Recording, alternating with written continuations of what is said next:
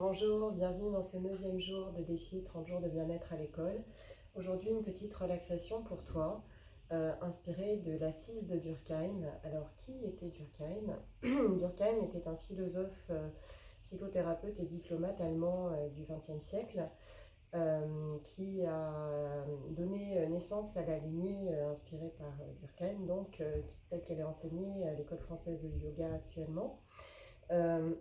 Cette manière différente d'aborder le yoga est donc née de la rencontre de professeurs formateurs à l'école française de yoga, les filles, tiens, revoilà Toshi, et la voie tracée par Durkheim, qui a donc été inspiré toute sa vie par le zen japonais.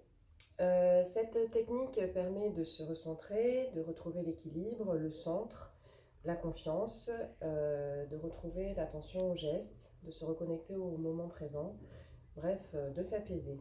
Je mettrai toutes les références à la fin de cette vidéo, bien sûr. Ça consiste à s'asseoir bien sur ses fesses, c'est-à-dire bien centré dans le bassin, de se recentrer dans son bassin, le poids dans le bassin, et donc d'équilibrer l'horizontale du bassin et la verticale de l'axe de la colonne vertébrale. Donc il s'agit de mettre les doigts de la main gauche dans les doigts de la main droite, de façon à ce que les pouces se touchent très légèrement, et de placer le tout 2 cm en dessous du nombril, au niveau du point hara, tel que les Japonais l'appellent, qui est en fait un point de gravité grâce auquel l'homme se retrouve en état de confiance.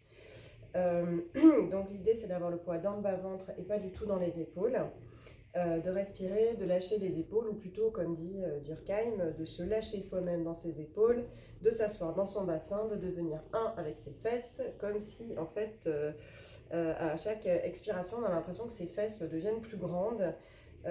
Donc la base, l'assise, prend plus de place, s'ancre. L'inspiration à ce moment-là se fait toute seule, parce que l'inspiration est un cadeau. On expire d'abord, on donne d'abord, on lâche prise d'abord avant d'inspirer. Et puis, pour être ouvert, en fait, on expire pour être ouvert à l'inspiration qui vient. Donc c'est tout simple, c'est déjà juste de s'asseoir, tout simplement.